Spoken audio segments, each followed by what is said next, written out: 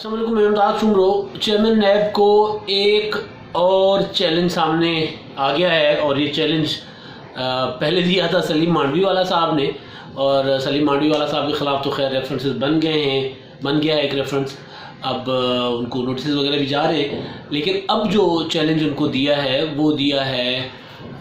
साबिक दामाद अव्वल मियां नवाज शरीफ साहब के साहबजादे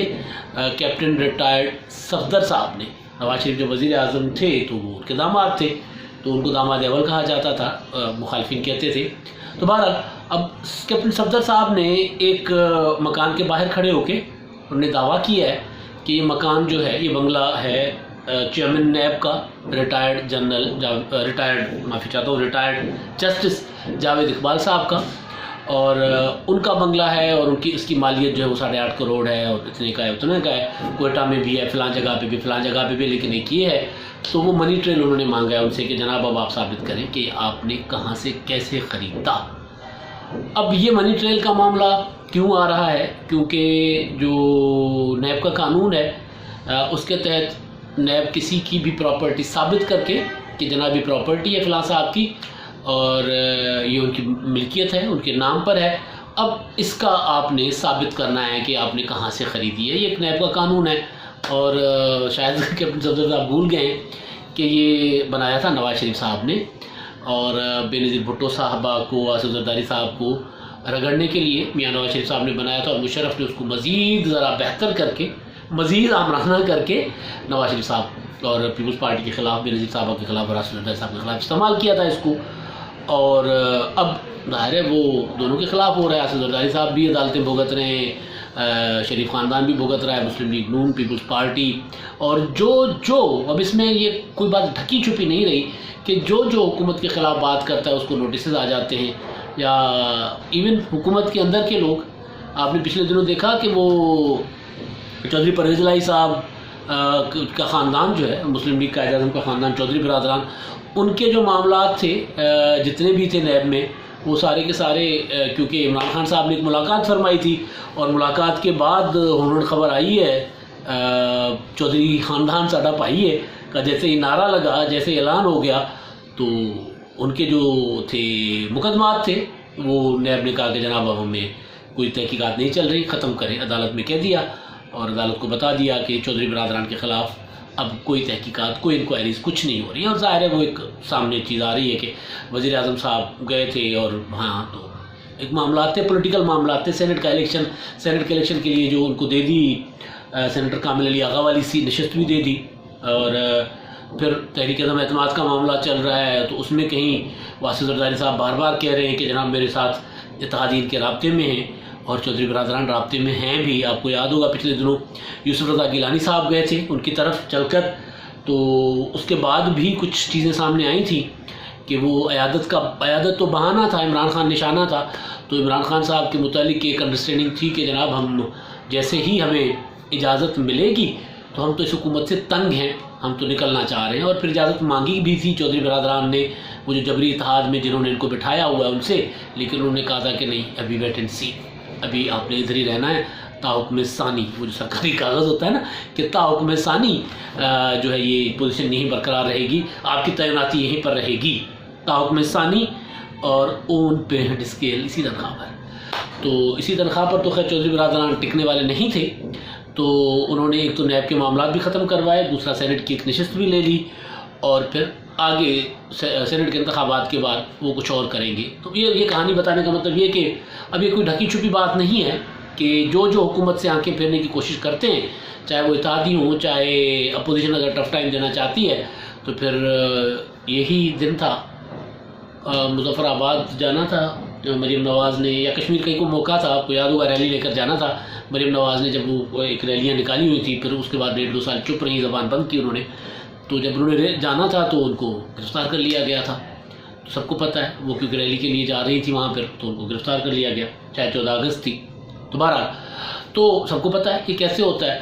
तो वो अब वो वाला नैब जो है, वो जब सलीम मांडवी वाला साहब ने, उनको जब नोटिस गए और उन्होंने सारे ताजरों को और ह्यूमन राइट्स वालों को सबको इकट्ठा किया हुआ था پارلیمنٹ کو متحرک کیا کہ جناب یہ تو جو کچھ ہو رہا ہے، اتنے لوگ ان کے حوالاتوں میں، ان کی تحویل میں ہلاک ہو چکے ہیں،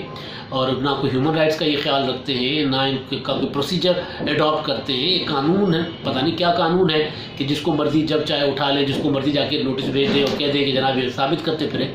تو اب اس کے بعد ظاہر ہے نیب کو ٹف ٹائم آیا تھا. چیئرمین نیب کو بلایا گیا تھا، مختلف کمیٹیز میں وہ نہیں گئے تھے، سینٹ میں بلایا گیا تھا تو وہاں شہزاد اکبر صاحب نے جا کر نمائندگی کی تھی. ویسے عجیب حکومت ہے کہ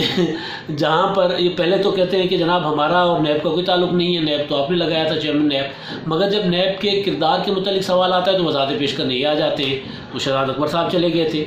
سینٹ میں، اور سلیم مانڈوی والا صاحب جو ہے وہ اپنا،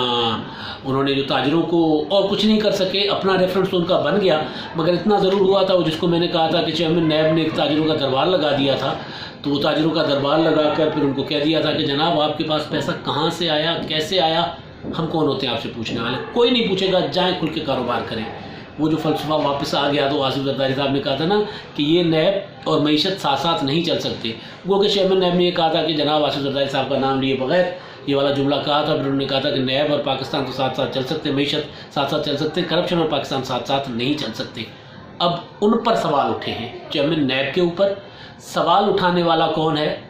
کوئی عام آدمی نہیں ہے، نیب کا متاثر ہے. نیب کی مطلب ظاہر ان کا پورا خاندان جو ہے، ان کا سسرالی خاندان رگڑے میں ہے، کیپٹن صفدر. وہ انہوں نے ایک بنگلو دکھایا ہے، انہوں نے دعویٰ کیا ہے چیئرمین نیب کا ہے، اور اگر ان کے پاس ڈاکومنٹس ہوں گے تو وہ سامنے لے آئیں گے. اس کے بعد لیگلی اسپیکنگ کہ اگر نیب کا قانون اگر اپلائی ہوتا ہے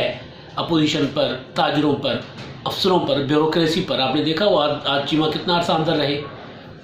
اور بھی بیوروکریٹ جو ہے وہ جیلوں میں رہے، اور بھی سیاستدان جیلوں میں رہے. خورشید شاہ صاحب ابھی تک ہیں، شہباز شریف ابھی تک کینسر کے باوجود نیب کی تحویل میں، اور وہ کینسر کے مریض سروائیور ہیں. حمزہ شہباز ہیں، اور دیگر کافی سارے جو اپوزیشن کے رہنما رہ چکے ہوئے ہیں.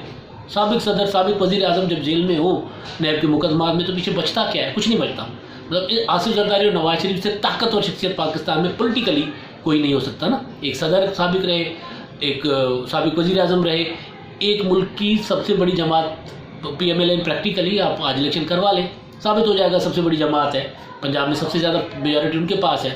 تو ایک سب سے بڑی جماعت کے سربراہ ہیں، ایک نمبر 2 جماعت کے سربراہ ہیں جن کی صوبے میں، ایک صوبے میں حکومت ہے اور دوسرے کی وفاق میں اپوزیشن ہے، پنجاب میں اپوزیشن ہے. تو وہ اگر نیب کے مقدمات بھگت سکتے ہیں، وہاں پیشیاں بھگت سکتے ہیں، اور وہ گنواتے ہیں کہ ہم نے، کوئی کہتا ہے، نواز شریف صاحب کہتے ہیں کہ ہم نے 200 پیشیاں بھگتی ہیں، آصف زرداری صاحب بھی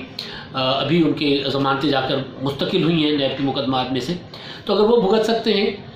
وہ اپنی منی ٹریل دینے کے لیے مجبور ہو سکتے ہیں. تو اگر چیئرمین نیب کے متعلق سوال اٹھایا جا رہا ہے اور سوال کے ساتھ کوئی ڈاکومنٹ ہے جس میں یہ ثابت بھی ہے کہ جناب یہ کوٹھی یا بنگلہ ان کا ہے، تو پھر منی ٹریل کا سوال تو بنتا ہے. اور پھر وہ یہ بھی نہیں کہہ رہے کہ یہ صرف ایک ہے، وہ تو یہ کہہ رہے ہیں کہ جناب یہ زیادہ ہیں، ایک سے زائد ہیں. اب دیکھتے ہیں کہ جو احتساب کرنے والے ہیں کیا وہ اس ملک میں احتساب سے بری ذمہ ہیں کہ وہ جس کا چاہے احتساب کریں، یا ان کا بھی احتساب ہو سکتا ہے، کوئی ان کو بھی بلا کر منی ٹریل کا پوچھ سکتا ہے. سلیم مانڈوی والا نے کہا تھا کہ نیب کے افسران کو پارلیمنٹ میں بلا کر، پارلیمنٹ کے ذریعے تحقیقات کروا کر ان کا منی ٹریل پوچھا جائے کہ ان کے پاس کیا کیا پراپرٹیز ہیں. اب تو سلیم مانڈوی والا سے زیادہ آگے نکل کر بات کی ہے کیپٹن صفدر نے. اب دیکھتے ہیں کہ جو عمران خان صاحب کہتے ہیں کہ بلکہ انہوں نے کل ہی کشمیر میں بھی ایک مثال دی تھی عظیم ہستی کی، تو وہ جو مثالیں دیتے ہیں تو دیکھتے ہیں کہ وہ کیا یہاں پوچھیں گے اور یہ اپوزیشن کو یا پارلیمنٹ کو اجازت دیں گے کہ جناب جا کر ان کو بلائیں اور ان سے پوچھیں، یا پھر جب پارلیمنٹ بلائے گی چیئرمین نیب کو تو بھاگے بھاگے دوڑے جائیں گے عمران خان صاحب کے معاونین. اب تک کے لیے اتنا ہی. اللہ حافظ.